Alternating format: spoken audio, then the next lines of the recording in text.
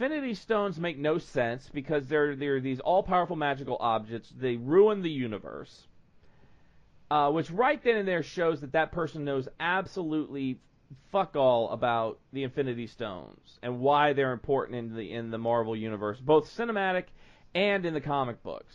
I mean, there's been numerous Infinity stories about the stones.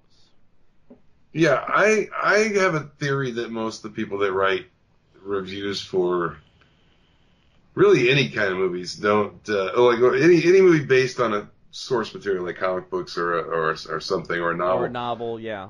I think that there's a big disconnect when you haven't, because there's a lot of stuff put in a movie like that's specifically little nods to people who did read the source material. Yes, exactly. That's in there that doesn't necessarily make sense to somebody who didn't read it. And to go out and to, yeah, exactly. And to go out and because you didn't understand something and call it shit, that's ridiculous. That's not being a good movie reviewer. That's being an asshole that didn't understand it. And I guess you could say, well, that's, if you can't convey the story to someone who hasn't read the whatever, then the movie sucks. But I disagree. If you, it's just one of those things, I guess, agree to disagree kind of things. If you either liked it or you didn't. I just noticed you're wearing your Dark Horse lanyard from C2E2. Yeah, it's always laying around here, so I just kind of threw it on. I'm like, are you wearing your press badge from C2E2? Like, you haven't taken it off yet? No, it's just the plain one. I was going to put my house keys on it, so I didn't lose them, but... Yeah, but they were like, they didn't understand that. They said there were too many characters, and you didn't get enough time with any of the characters for them to even matter. That's why there's been like 18 movies beforehand, so you didn't need special time with each of those characters. And they said that the Guardians of the Galaxy and Thor do not fit into this, or the Guardians of the Galaxy do not fit into this universe because they're too comedic for the serious tone of the movie. Bullshit. Comic books have serious tone and light tone. I've seen Thor comics that are humorous. I've seen Thor comics like Godbomb that are totally not humorous. That's total bullshit. And the reason they've been building to this for, like I said, I don't know, what is 10 it, like years. 18 movies or something? I don't even know how many movies. 10 movies, yeah, 10 years. So they've been building to a point to where this is like the comic.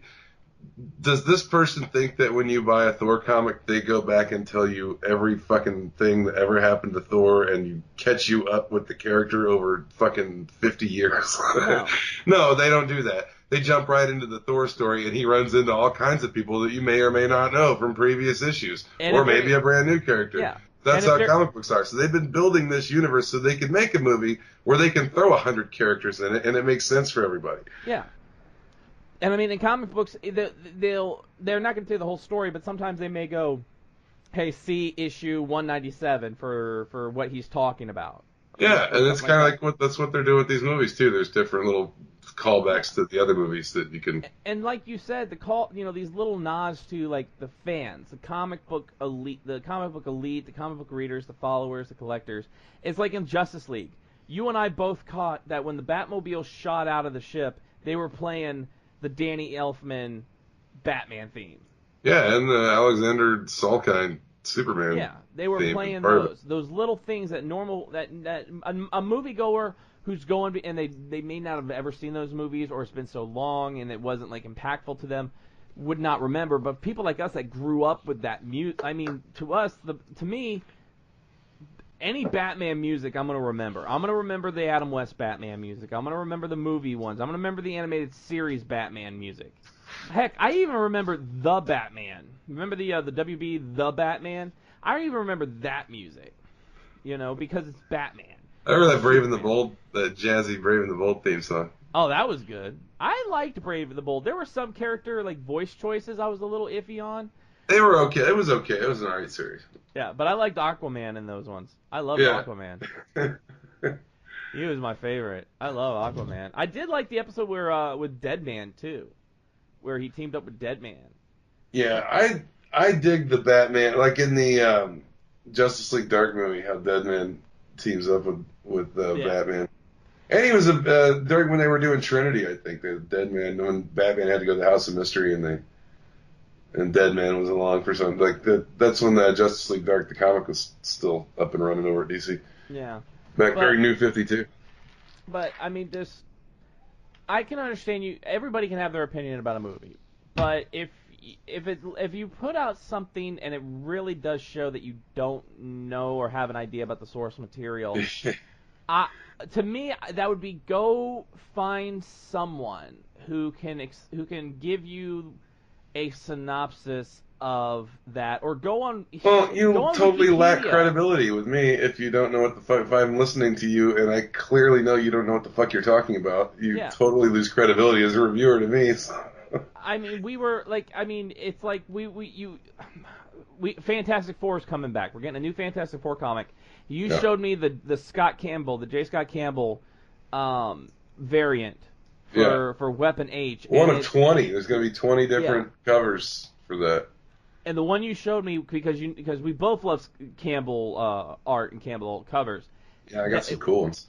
Was their 90s costumes. It was them in their 90s costumes.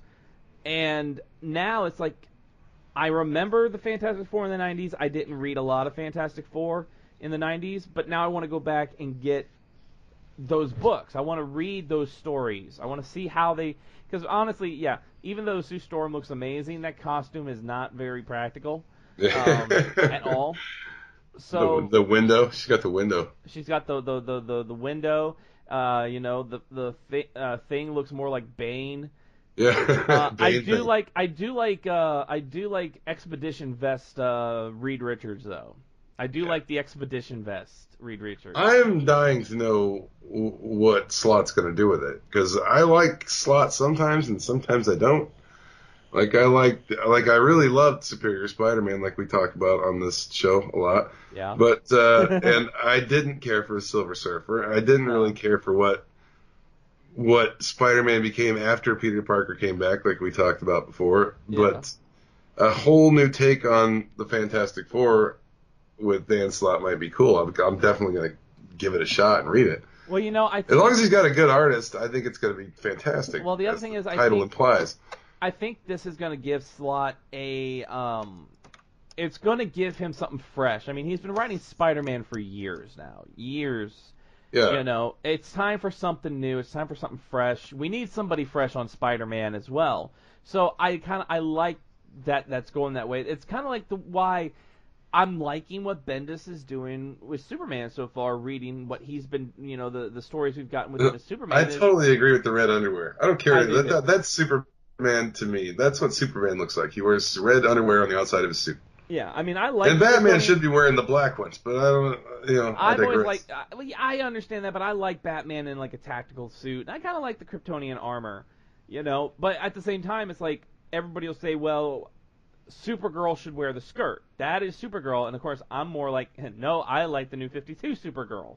Well, New 52 Superman was it. I thought there was some interesting stuff, especially in Action Comics. I like the Action Comics during New 52, but the Superman from New 52 was kind of interesting because he was kind of an asshole. He wasn't the kind, forgiving, good guy that we've known as Superman all this time. He was kind of an arrogant, and the whole saga with Hell and how he had kind of just humiliated Connor Kent because he thought he was an abomination. That whole thing was pretty interesting to see that he wasn't the perfect love everybody kind of guy everybody thought he was.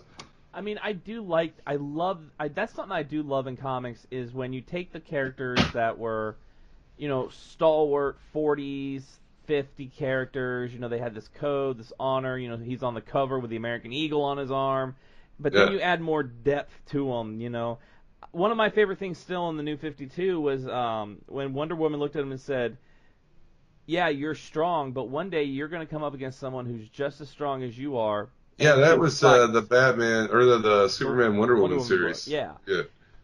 But I love that she was like, one day somebody's going to come along, going to be just as strong as you, but they're going to know how to fight, and they're going to kick your ass because you rely on your strength and your speed, but you don't know how to fight. Yeah, he was lazy. He just relied on his powers. Yeah. Plus, anything could come along. Red Kryptonite could come along, and he could be powerless. Right. What's he going to do? Just get his ass kicked?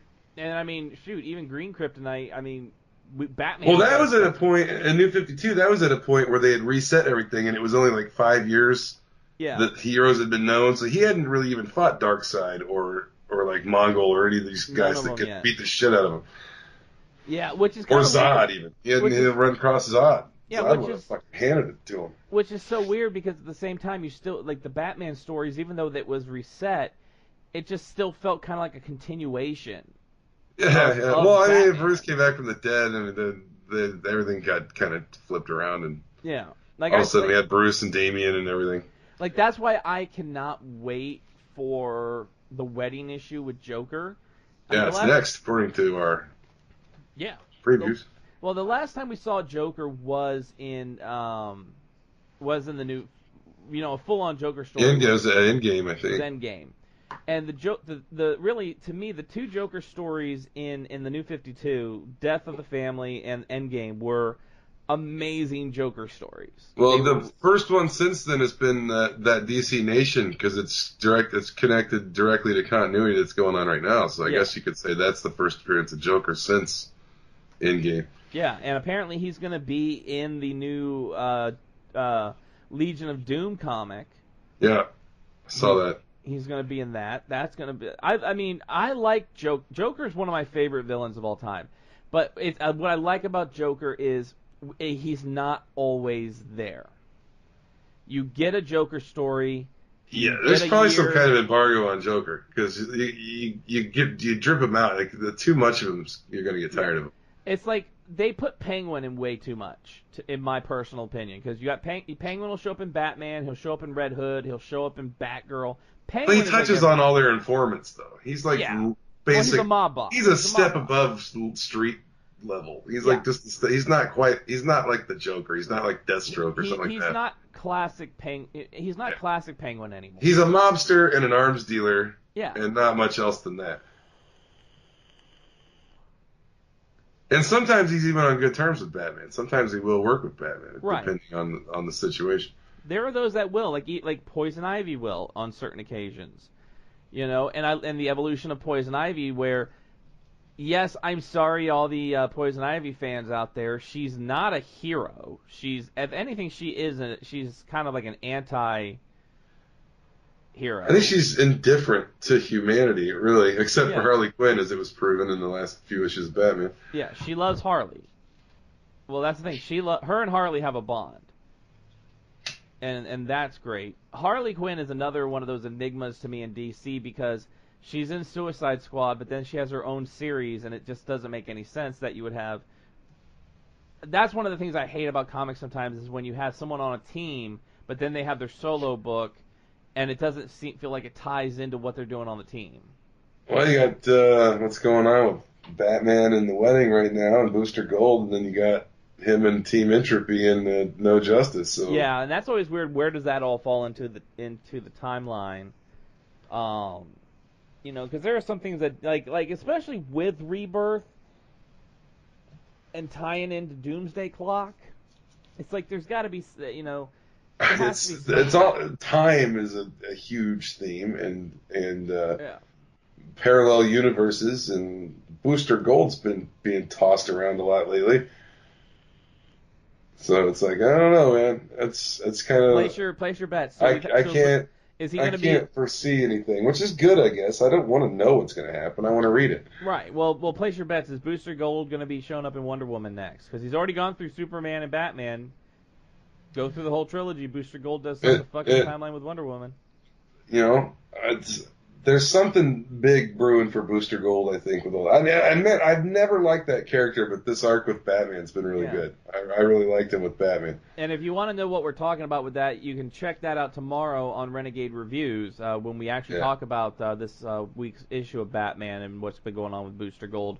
Yeah, this is like mid-arc, so this is like end arc, I guess, this time. But it's been going on for a couple issues now, so if you want to get caught up, go back and read Batman the last couple of months. Yep, and don't forget about that. Just a quick segue. Don't forget about that tomorrow will be Renegade Reviews. It's the new show that we're doing, breaking out our comic book reviews into its own show. which I believe, has been working out fantastic. It gives us a little more freedom to talk about the books and trying to squeezing it all into, the end of a show. Yeah. And we've been reading a lot more.